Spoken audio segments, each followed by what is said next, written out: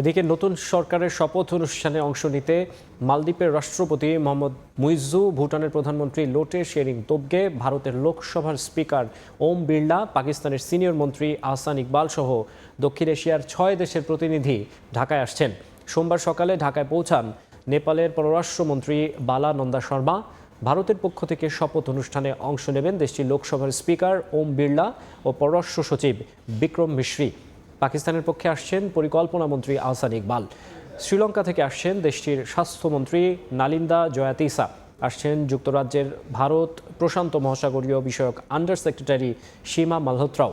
মঙ্গলবার বিকেলে অর্থাৎ আজ জাতীয় সংসদের দক্ষিণ প্লাজায় শপথ নেবে নতুন সরকার।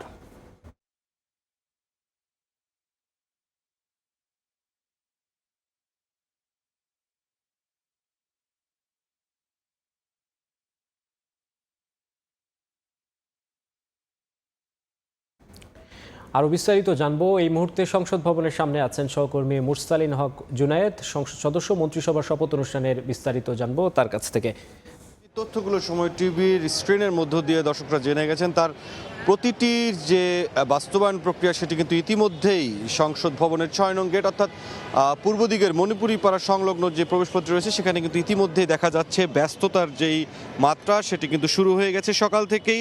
ত্রয়োদশ জাতীয় সংসদ নির্বাচনে নির্বাচিত যে সংসদ সদস্যরা রয়েছেন তাদের শপথের যেই কার্যক্রম সেই কার্যক্রমটি সুষ্ঠুভাবে সম্পন্ন করার জন্য সংসদের যেই দুটো গেট ইতিমধ্যেই ব্যবহার করার কথা বলা হয়েছে, অর্থাৎ আসাদ অ্যাভিনিউ সংলগ্ন 1 নং গেট পশ্চিম দিকের এবং মণিপুরি পাড়া সংলগ্ন 6 নং গেটটি পূর্ব দিকের। এই দুটো গেট দিয়েই মূলত সংসদে প্রবেশ এবং বাহির হতে হবে আজ, এবং এই প্রবেশ এবং বাহির হবেন যারা নির্বাচিত সংসদ সদস্য রয়েছেন সকাল 10টায় তাদের শপথ হবে সংসদের শপথ কক্ষে। এবং এই শপথের যে কার্যক্রমটি সেটি কিন্তু কয়েকটি ধাপে হবে। সংসদ সদস্যদের যে শপথ সেটি মূলত প্রথমেই হবে বিএনপি তার নেতৃত্বাধীন যে জোট রয়েছে সেই জোটের সংসদ সদস্যদের, এরপরে হবে জামায়াত এনসিপির যে 11 দলীয় জোট রয়েছে তাদের সংসদ সদস্যদের, এবং সবশেষে স্বতন্ত্র যারা রয়েছেন তাদের।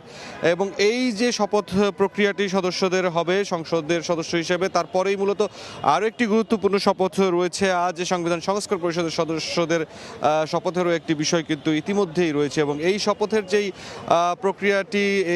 প্রক্রিয়াটি সম্পন্ন করার জন্য ইতিমধ্যেই সংসদ সচিবালয়, সরকার, আইন শৃঙ্খলা বাহিনীর সর্বস্তর থেকে কিন্তু যে প্রস্তুতি সেটি সম্পন্ন হয়েছে। শুধুমাত্র বাস্তবায়নের যে অপেক্ষাটি অর্থাৎ সকাল 10টায় যে শপথ নেয়ার কার্যক্রম শুরু হবে সেই কার্যক্রমের জন্যই মূলত এখন পর্যন্ত অপেক্ষা। এবং দেখা যায় এখন পর্যন্ত সংসদ সদস্যদের যেই শপথের প্রক্রিয়াটি শপথ পাঠ করাবেন প্রধান নির্বাচন কমিশনার নাসিরউদ্দিন তিনি, এবং তাকে ইতিমধ্যেই কিন্তু চিঠিও দেওয়া হয়েছে সরকারের পক্ষ থেকে, তিনিও উপস্থিত হবেন।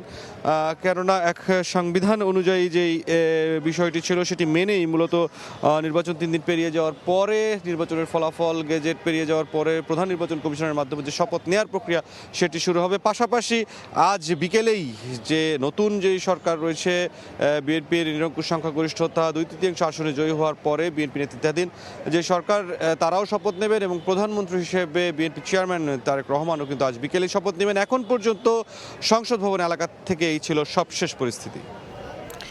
সংসদ সদস্য মন্ত্রিসভার শপথ অনুষ্ঠানের বিস্তারিত জানাতে যুক্ত হয়েছিলেন মুরসালিন হক জুনায়েদ।